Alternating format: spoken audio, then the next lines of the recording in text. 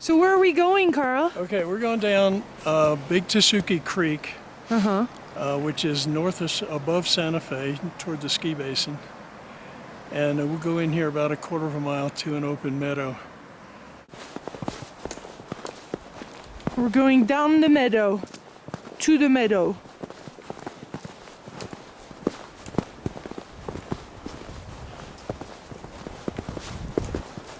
Aww.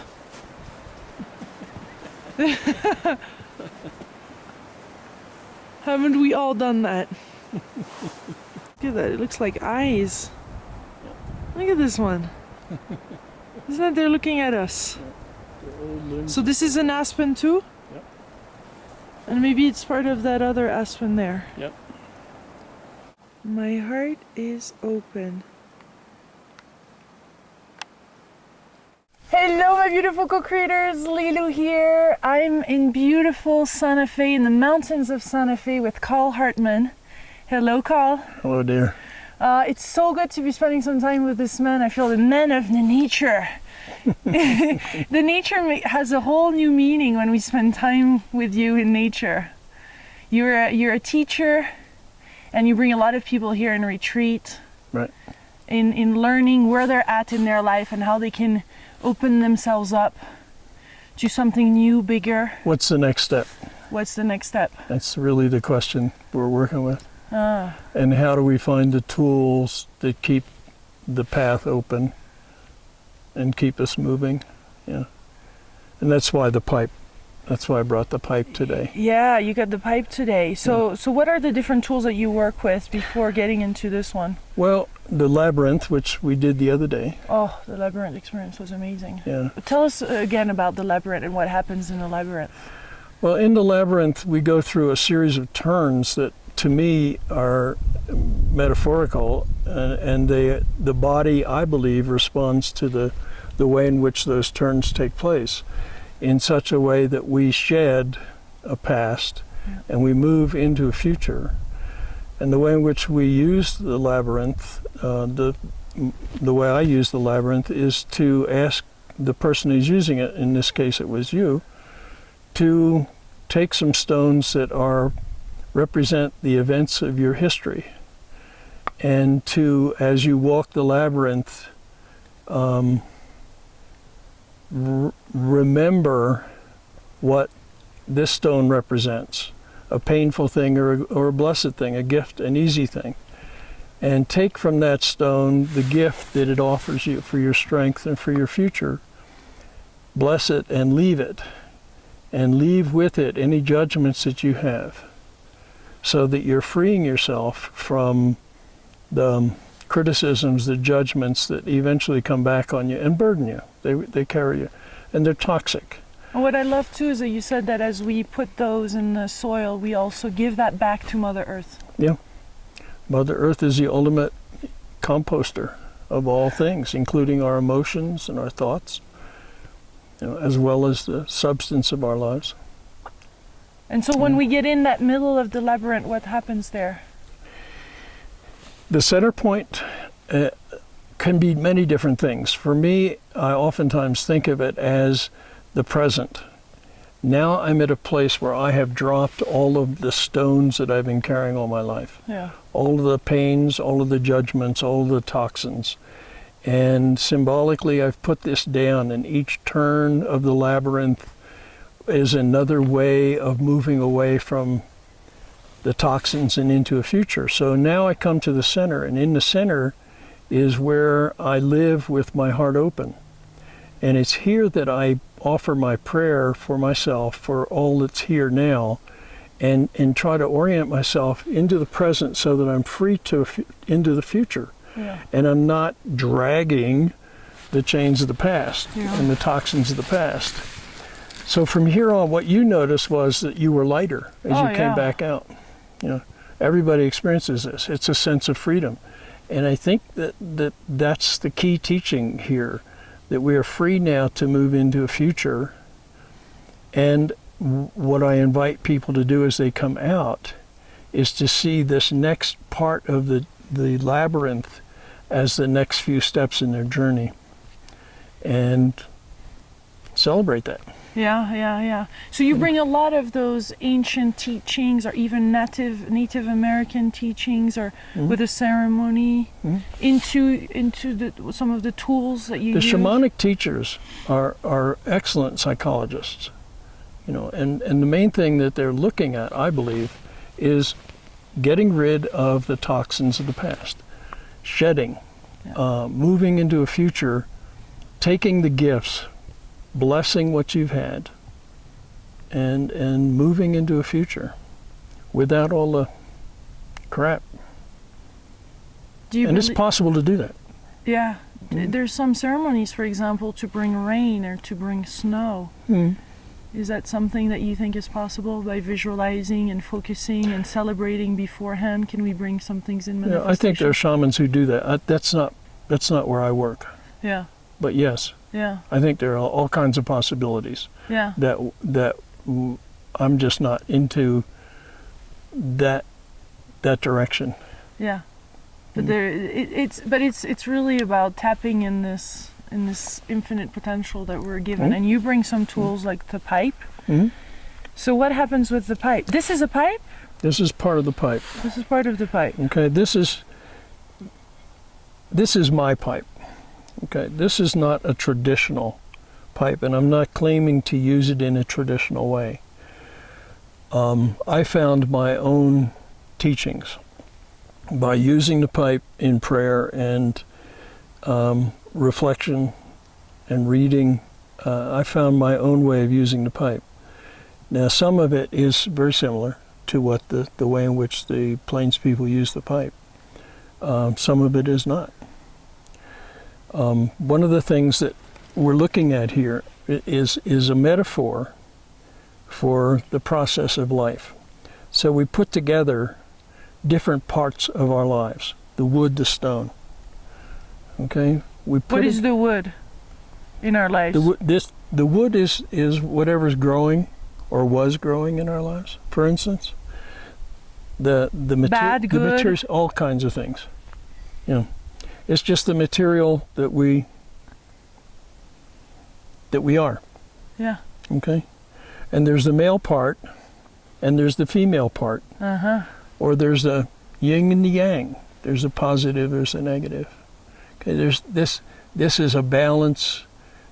There's no process without balance. There's no healing without balance. So when we put this together, what we're saying is that we're putting our lives together. We want to put our life together in such a way that the cauldron of our hope, okay, the cauldron of our dreams.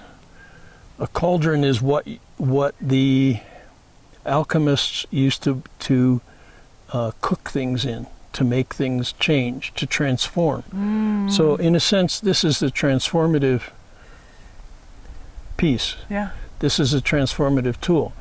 And it is our life that is the transformative tool.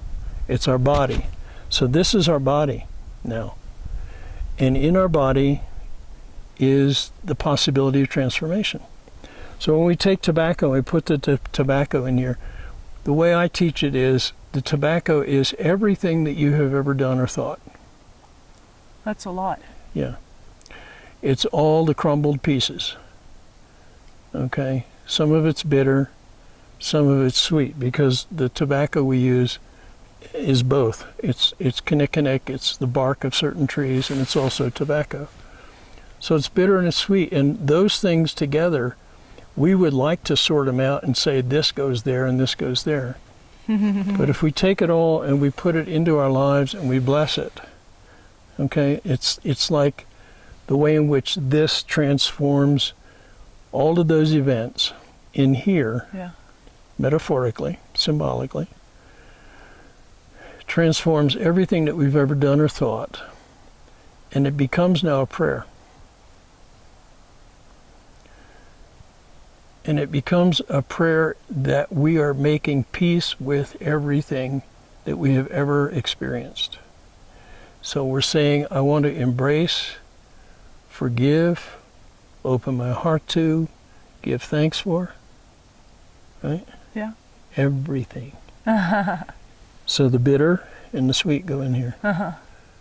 And it's transformed. So, and then we can think of this as being our bodies here, okay? Our bodies that we have taken in the toxins of our experience, and also the blessings of our experience, the sweetness, the sourness. And all of that gets transformed within our bodies. So some of it makes us sick, right? Yeah. If we do not transform it. Yeah. If we don't transform it, it gets sick. If it goes into the unconscious and works in the unconscious, we're going to hurt ourselves some way because it's going to come up. And it's going to break us in some way. Here, what we're saying is that both here and here, okay, in the heart is the cauldron. Both here and here, we want to transform everything so that we're in balance with our world and we're in love with our world. Simple, Good huh? and bad. Good and bad. It's all there. Not just the bad. What can I learn from this? Yeah. That's really all it is. But how about the part with the tobacco that is not as healthy for our health? I'm not sure what you're saying. Smoking tobacco? Yeah. Okay. Some people don't want to take the tobacco in. Some take it in, some don't. Some take it in their mouth and blow it out. Whatever. Yeah. But this is part of... I never found it to be a problem. It's not addictive. Yeah. Because you're doing it in a ritual way that takes it to a different level of use. And of consciousness. Yeah. Yeah. Yeah. Does that make sense? It does. It does. And why do you have a serpent here? The serpent, this is a rattlesnake. Ah. Okay? And it's a symbol of power. It's a symbol of earth. The snake lives with his belly on the ground. He is totally dependent on his environment for his survival. He has no arms, he has no legs. So he is very much at the mercy of his environment.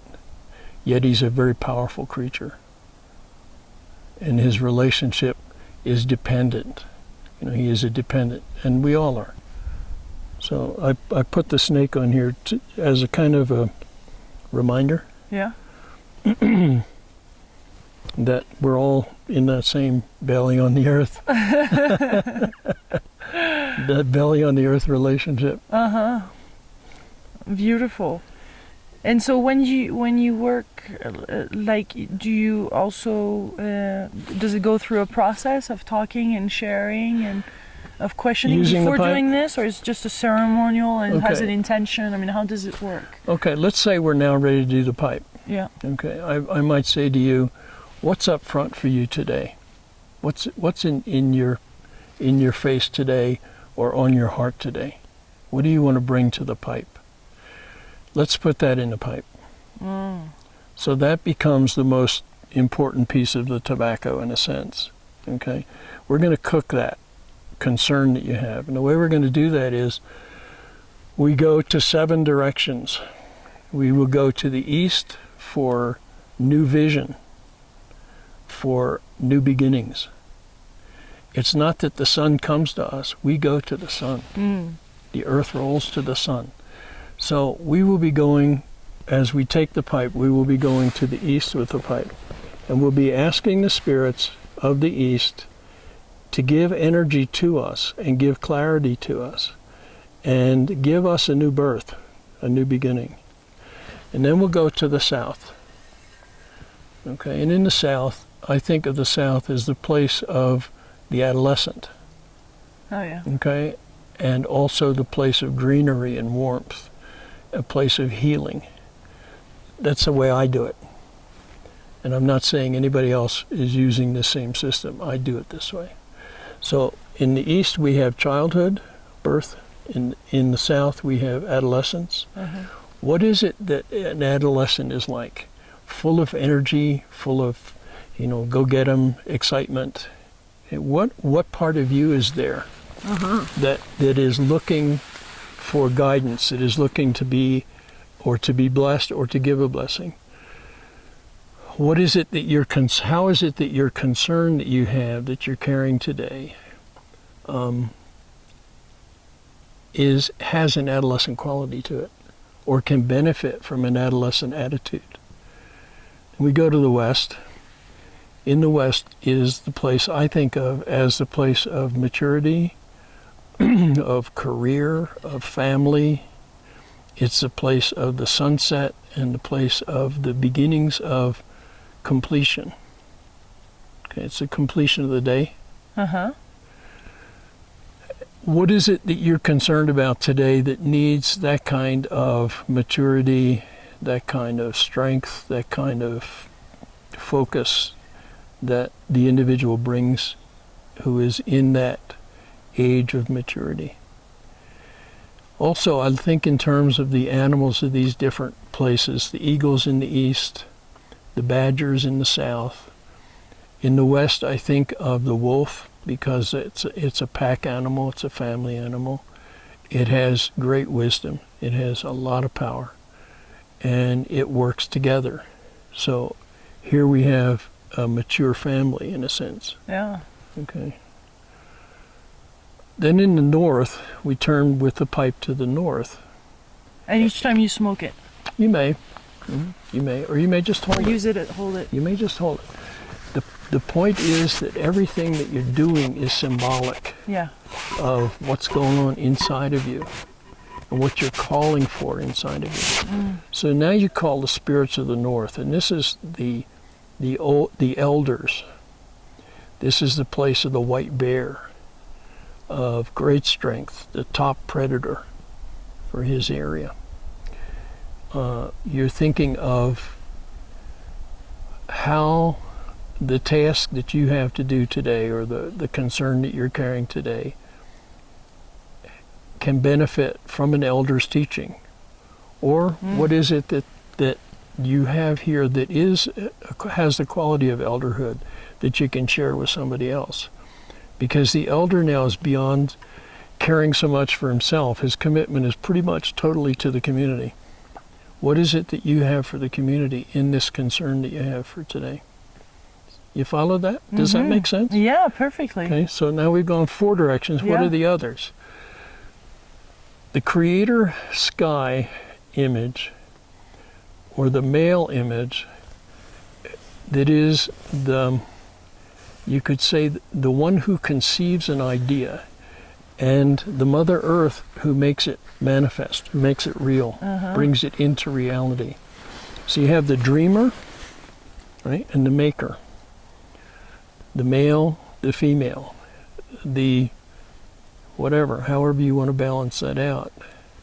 What is it that needs to be dreamt, and what is it that needs to be manifested in what you want to accomplish in your dream today? You like that? I love it. I love it because I think it's a central question. And I love it because it is done in a ceremonial, sacred, ritual way. It's not like regular coaching or stuff that we hear like inside of a room. Here it's very liberating, freeing. It works with all energies and with this sacredness that I very much see how powerful this can be, and how much more insights and how much more connection we can have in such a process. One of the last people who I worked with was a woman who was not sure of what gift she had, and her husband was highly gifted psychically. He was a wonderfully gifted man, and she was a wonderful helpmate to him, but unsure of herself. And as we did the pipe ceremony, she turned to the south and found herself transformed. It was her face changed, her body changed, her voice changed. It was as if she had finally seen her own face illuminated in some divine way. It was spectacular to see how the pipe worked with her. And it was as if the two of them had become a working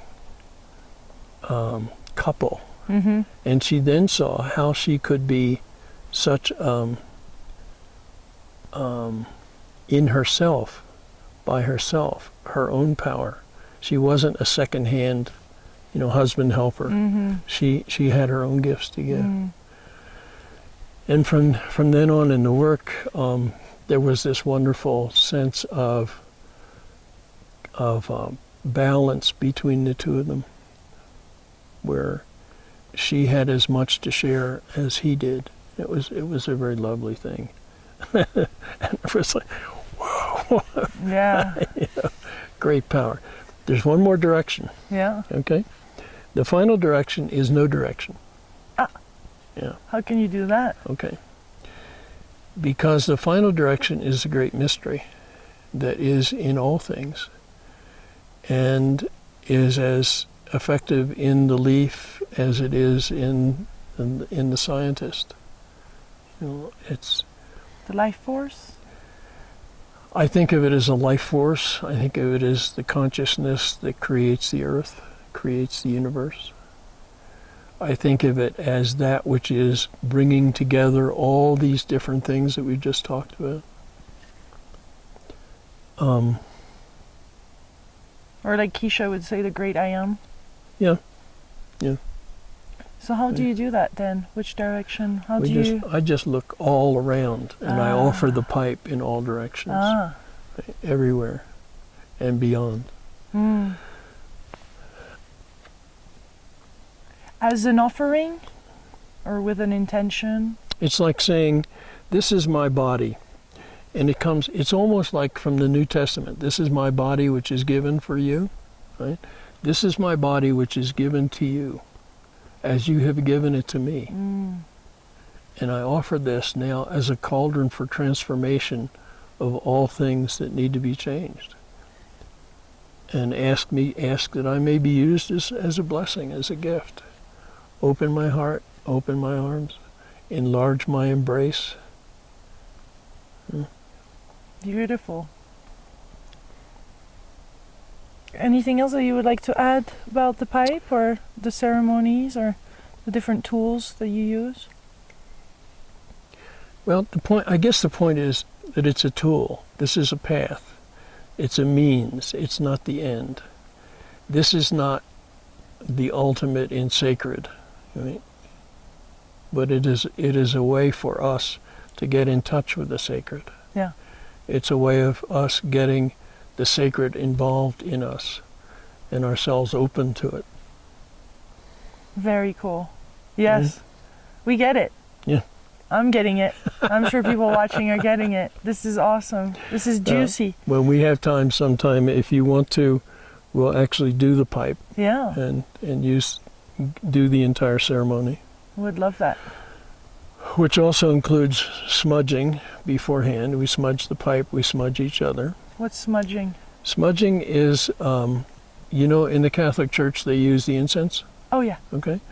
The idea is that the way I think of incense and smudging is that it's going to focus me to the present. It's going to help me to clear away everything that I've been dragging with me today. And all the things I'm concerned about for tomorrow. I'm going to let all of that stuff go. I'm going to be here.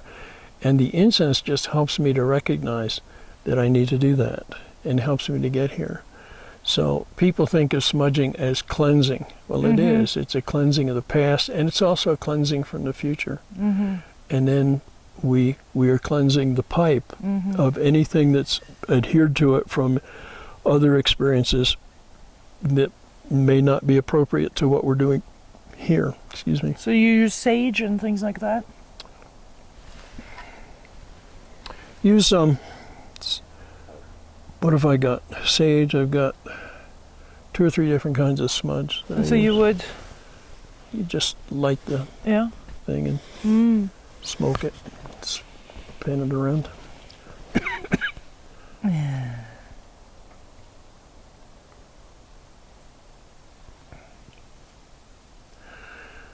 But if I don't use the pipe unless there is an issue or a focus for its use.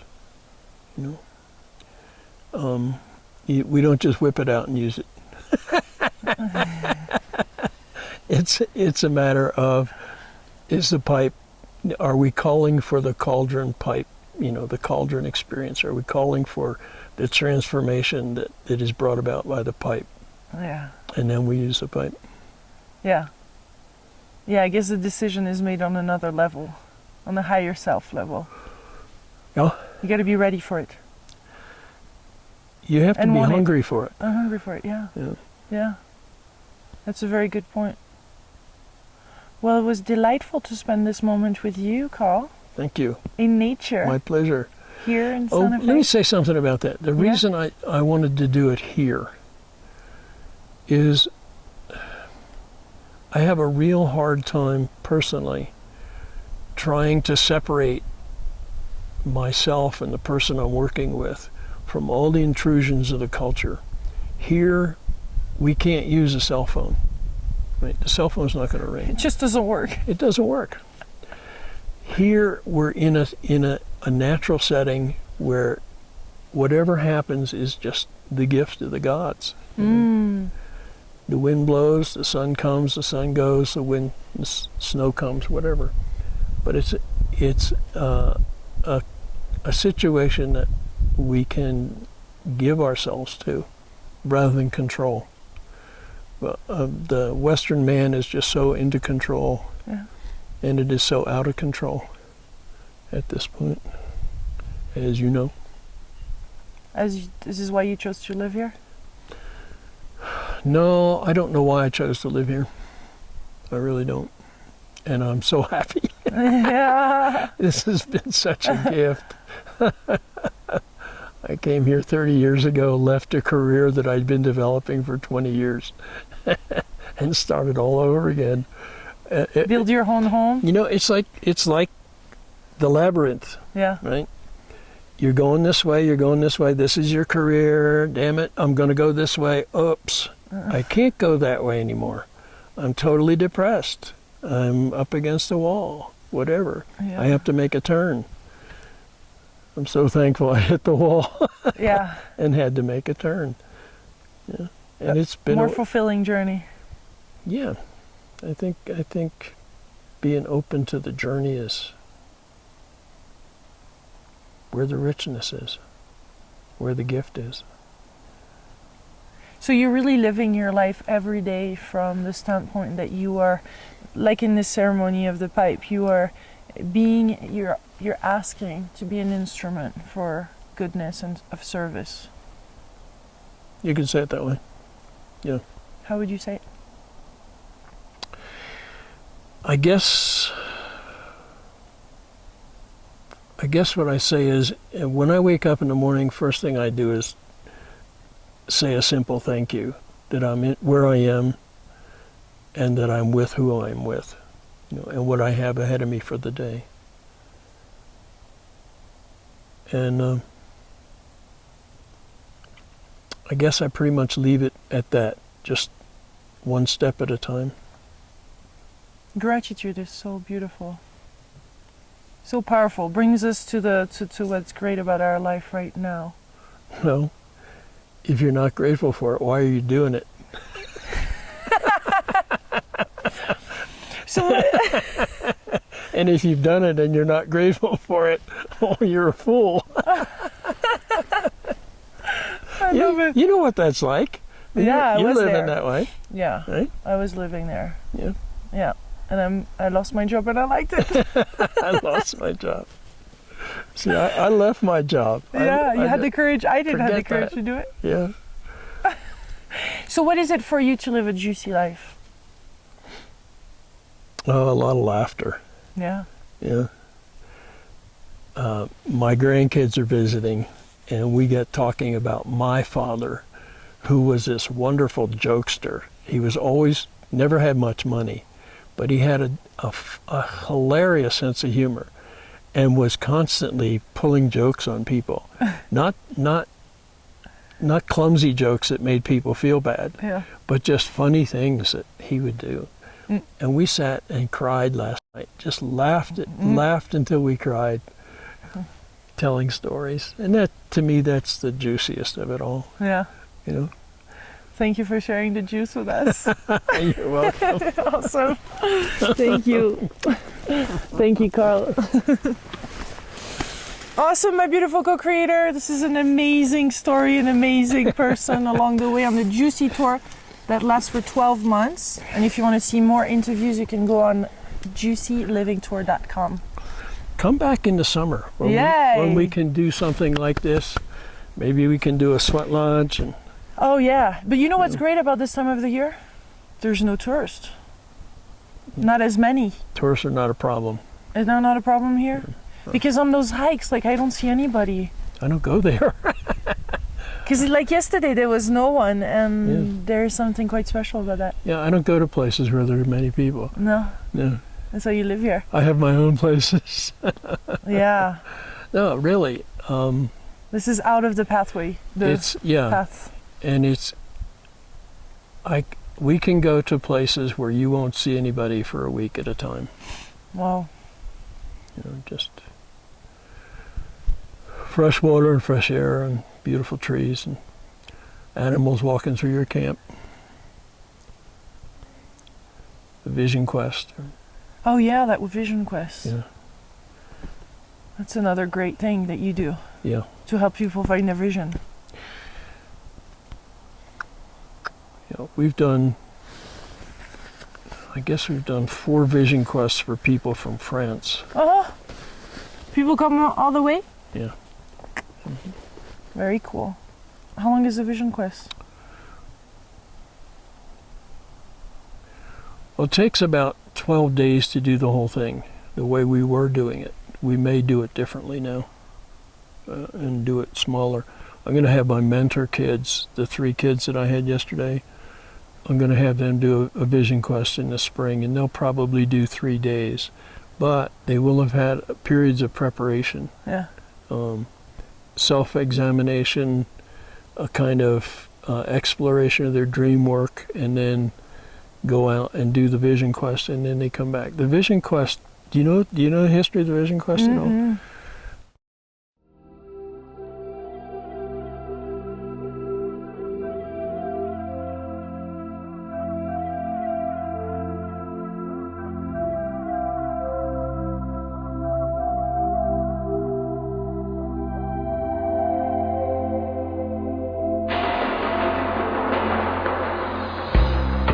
The red light of the sun slowly descending. The sky is all I see. It's never ending. We could fly.